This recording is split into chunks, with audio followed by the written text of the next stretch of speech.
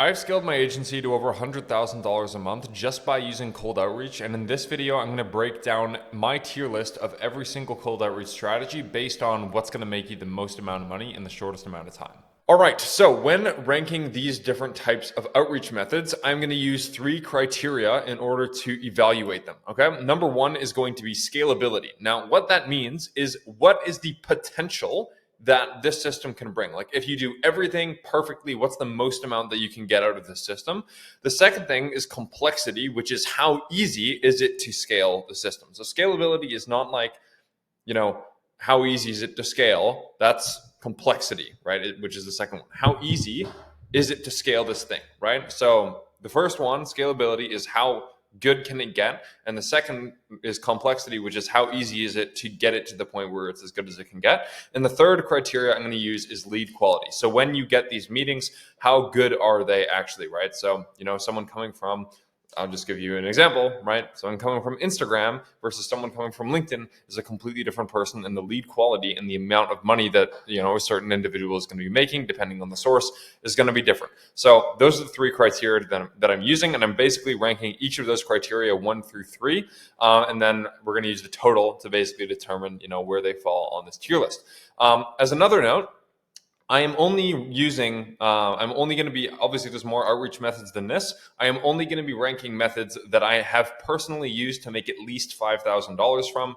And I have done that with all of these different platforms. So obviously there are other different kinds of outreach that I have not had a significant enough experience with to be able to rank. So without further ado, let's get into it. So Instagram is sitting in the C tier. So in terms of scalability, I have ranked this at a 2.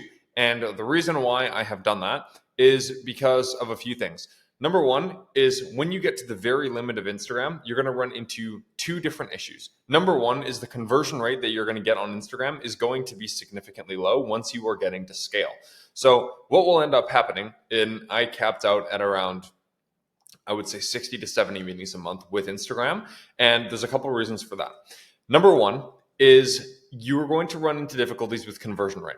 So as you continue to try and find more leads, and we were sending about 600 DMs a day, as you're continuing to try and find more leads, it becomes increasingly difficult because you're sending so many DMs to be able to get a certain amount of appointments because the conversion rate is low. But as you continue to try and find more and more leads, what's going to happen is you're going to have to go into more like not as good sources, right? So you're going to have to go into profiles that are like people who are like kind of a fit for your niche, and the lead quality is going to drop and your conversion rate is going to drop. And then overall, you're going to be able to get less out of the system. So your lead quality is going to continue to deteriorate until it's not worth doing anymore. And the second thing is just the conversion rate. And the nature of Instagram is that it is very, very, very competitive. Whereas like 2 years ago, it wasn't as bad. But now everyone is doing Instagram DMs. It's very hard to stand out. And you're going to be sent in the request folder right off the bat, which makes it very difficult. If you're doing inbound Instagram, this is a completely different story. Again, this is just for outreach, but that's what you're going to run into with scalability for Instagram. Is it's very hard to continue to scale it. When you're doing it at a lower volume, when you're just starting out, it can be useful. But again, once you're scaling it, it drops off a lot. In terms of complexity to actually scale Instagram, it's difficult, but it's not extremely difficult like some of the others I'm going to walk you through. When I was doing this at its peak, I had one appointment setter, which is obviously not a ton to manage all of the inboxes. The difficult thing with Instagram is you have to have a ton of different accounts. So they only let you send about 25 to 35 DMs per day per account. So in order to get to scale, you have to set up around 20 accounts, and you have to set up some intricate softwares to interconnect all of the different accounts into one singular inbox. Which is a big pain in the ass, and it's difficult, but it's definitely, you can figure it out. And it's also something that we help our clients with if Instagram is the play for them. So that is what happens when it comes to complexity. In terms of lead quality, I rank this at a 1, obviously, because 2 plus 2 plus X is 5, which would be 1, and that doesn't make any sense. Anyways, lead quality is about a 1, just because you can't use really any filters other than, who is this person following? What post is this person liking? That's really the only thing you can do to see if they're actually a fit. So a lot of the people that you're going to have to DM at scale aren't necessarily the best fit for your offer, and a lot of them also will be broke. And that's just kind of the nature of Instagram, where you can't really target by revenue or things like that as you can with platforms, which is why the lead quality tends to be low. With Instagram, just as a kind of like an encapsulating overview of if and when or why you should use this platform, is I found it typically works best for B2C or like BizOp offers. So if you're targeting like people wanting to get fit, for example, I have a client who's doing that, and he's getting like 2 or 3 appointments a day from Instagram, which is decent. And then those are basically the main things. Like if you're targeting people who are like wanting to start like some kind of a business, Instagram is a good place to find those because there's a ton of them. They're all on Instagram. If you're targeting like people who want to become a sales rep or something like that, for an example, there's a lot of that on Instagram that you can target. So that's kind of where I would recommend Instagram for. If you're doing B2B outreach like I am, it's not as effective. It can work, but you're probably going to have your time spent better in other places. Facebook. So this is very similar to Instagram. I am ranking it at a D though, basically just because it's slightly less scalable. So yeah, pretty much the same as Instagram in terms of like who is on there, what it works the best for, the type of outreach you're going to do, like the actual conversion mechanism, the script, it's all the same.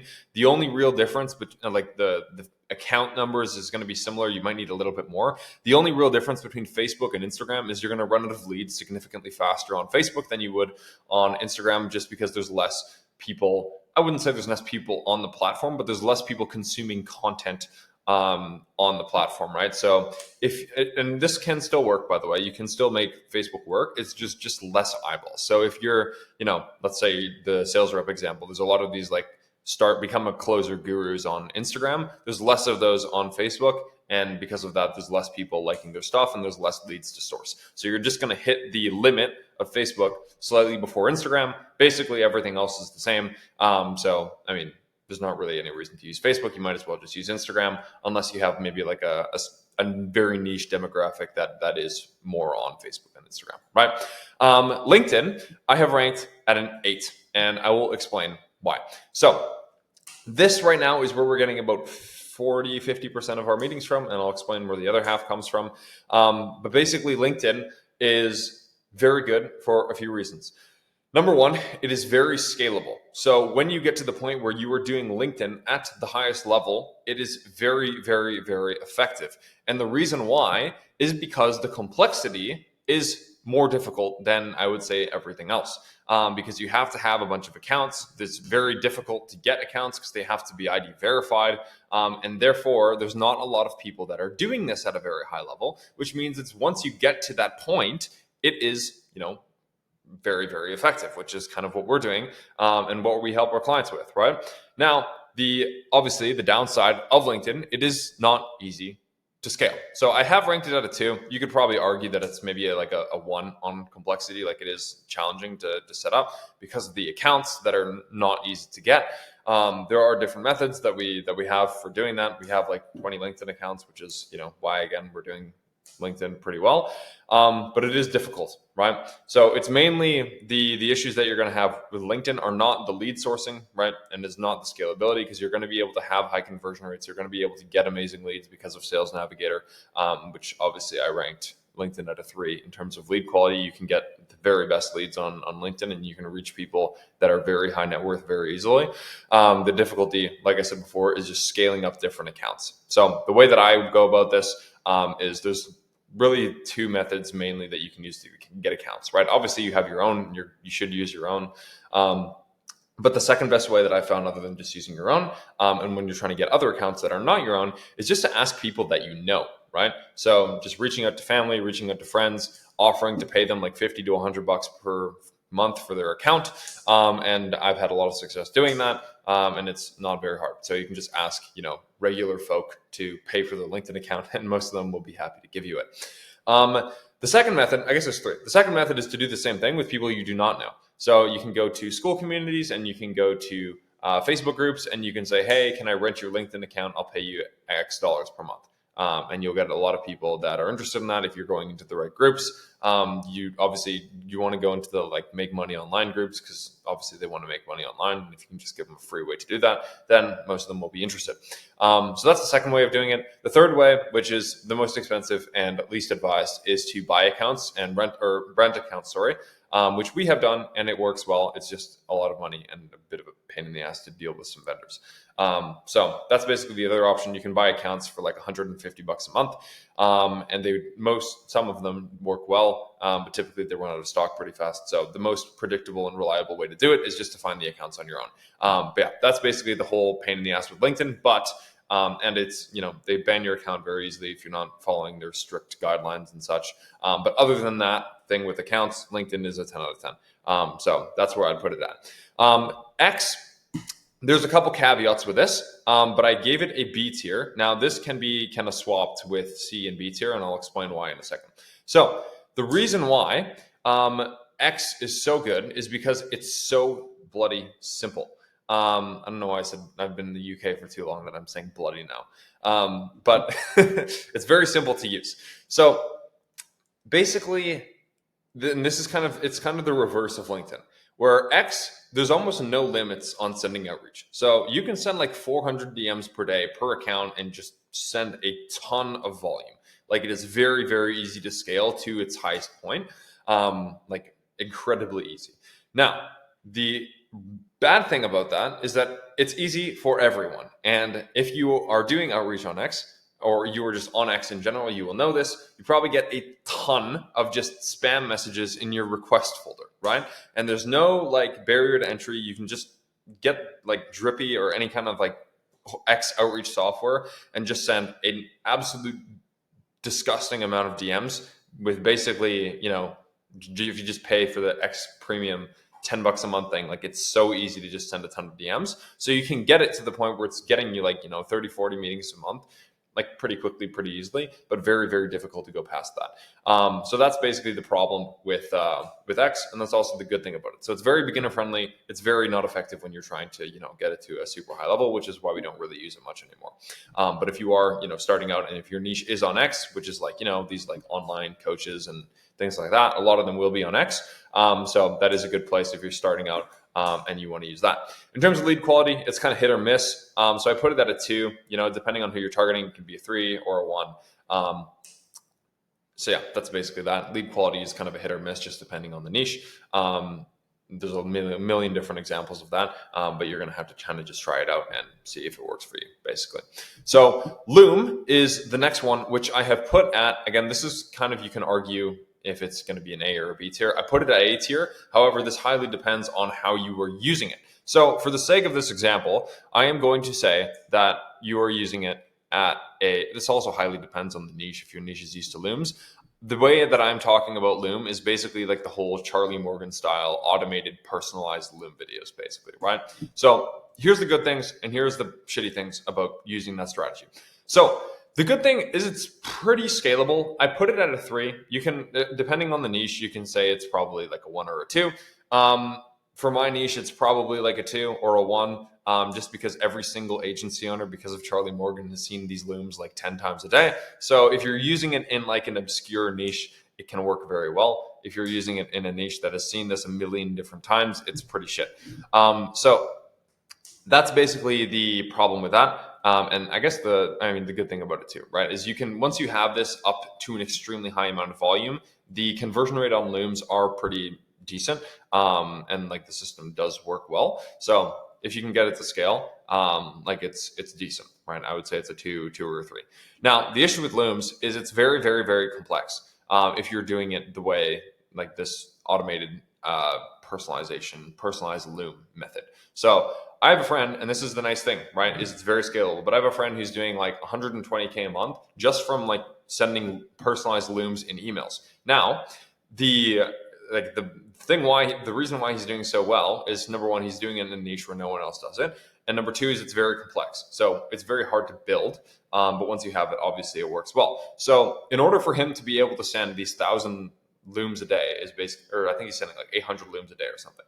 He has like, I think he has like 12 VAs that just sit in like their whatever, in their office 24/7 and just make Looms. So he has to basically manage 12 different VAs that are just sitting there making Looms, uploading Looms to their spreadsheet, uploading Looms to Instantly, downloading their, like, it's a whole bit of a mess. There are ways to make it less complicated, like just uploading it to these softwares that allow you to host the Loom. The problem with those is when you send these links that are not recognized by Google and by Gmail, they tend to go to spam. So you have to actually download them from those places and upload them to Loom in order for them to actually get results, which kind of, is defeats the whole purpose of having the thing in the first place. It just makes it, just as complicated. So that's the issue with Looms. But the lead quality, again, is the same as LinkedIn because you can, this is going to depend on where you're sourcing your leads from, right? But if you're sourcing your leads from Sales Navigator, your lead quality is going to be good.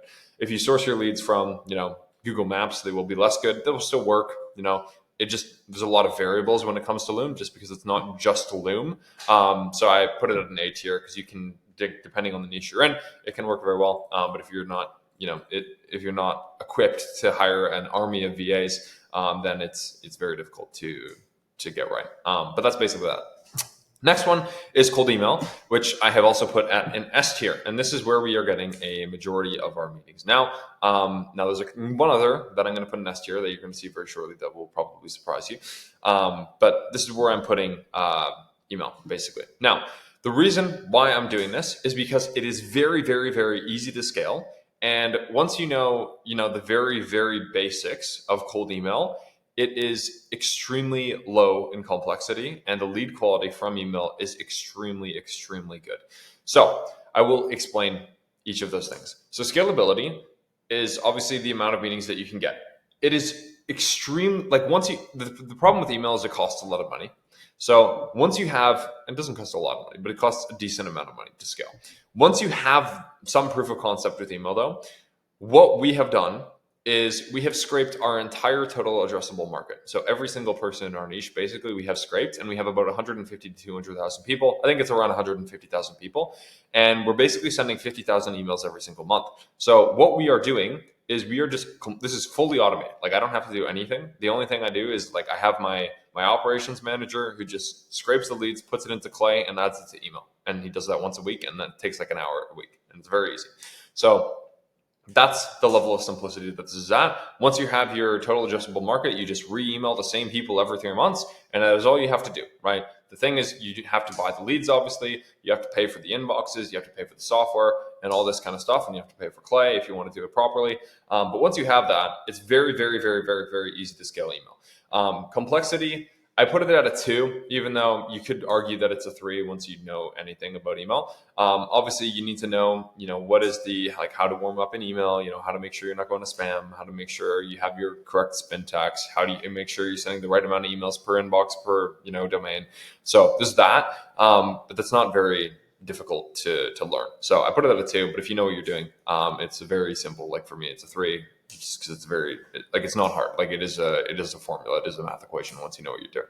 And then lead quality is obviously insane. You can get the leads from LinkedIn Sales Navigator as well. So that's what we use, and it works extremely well. And that's basically email. It's basically like heaven on earth once you have this thing working. So this is the pinnacle of outreach is cold email, is what I found. If you really want to maximize email, which we're doing right now, and we're booking about 150 meetings a month just through cold email, is we combine this, and obviously this is going to cost you a little bit of complexity, but we combine cold email with LinkedIn and with text and with calling them. So after they respond to our email, we basically just bombard them on every single channel possible, so we convert the most amount of meetings into clients. So I made a video on this. You can find on my channel a few videos back. It's how I convert 50% of replies into appointments. That's basically the omni-channel sequence that we use along with our cold email, right? But that's basically email. Now, in terms of the cold calling, I have ranked this at a B tier. Now, this has some caveats. So if you are just starting out, I would say that this is an S tier. And the reason why is because it is just in general, it's very, very scalable. Now, when I say cold calling is scalable, you have to remember that complexity and scaling, I'm using these as separate terms. So once you have the most volume possible that you're pushing through cold calling, it is extremely, extremely, extremely effective. Now, it is also extremely, extremely, extremely difficult to get to that point, which is why it's not in S tier. Now, if you are just doing this as yourself, it's very easy to scale it, right? Because you're getting, it's low complexity because it's just you, right? And you just have to do as many dials as possible. It's a bit of a pain in the ass, which obviously, I'm not including that as part of this equation here. But it's very, very effective. Like if you do 100 dials, like it's very reasonable to get 5 people to book a call, right? And you can do 100 dials in like 2 or 3 hours. So very effective. And the downside with cold calling is the lead quality is pretty bad normally. This depends on where you're getting your leads from, but the show up rate is typically not so good, and the people you're talking to are typically not so good either. But again, this all depends on where you're getting your leads from. Now, this is on an individual level. If it is just you cold calling, if you are trying to build a cold calling system to scale to the moon, like you're trying to get 200, 300 meetings a month with cold calling, you can absolutely do that because it is very scalable. It is very effective. However, in order to be able to do that, you have to build a cold calling team. And that is very, very, very complex. And that is why cold calling is not that, great. If, a time comes where AI can basically be your whole cold calling team, then this would be S tier, right? Because then you have the scalability. You already have the scalability. You already have like the lead quality is okay. But then the complexity is zero because it's just AI doing everything, right? So in order to get this to be scalable, you have to basically hire 5 to 10 cold callers. You have to train 5 to 10 cold callers. You have to manage 5 to 10 cold callers, and you have to do all of these things in order to get this to be an effective, stream of appointments and clients for you. That it becomes pretty much not worth it when you can just use cold email or cold LinkedIn, basically. So that's the thing with cold calling. However, this is very effective if you have the resources to be able to do this, which if you're just a one-man band, you should have. And if you built a team around this, then it's also very effective. So that's basically cold calling.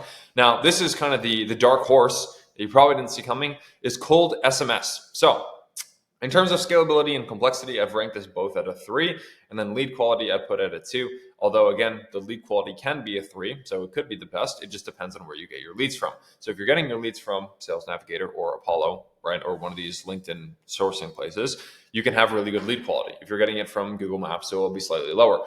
So I will break this down in terms of, number 1, why this is so effective, and number 2, why we're not really using it that much. So SMS is very, very easy to run.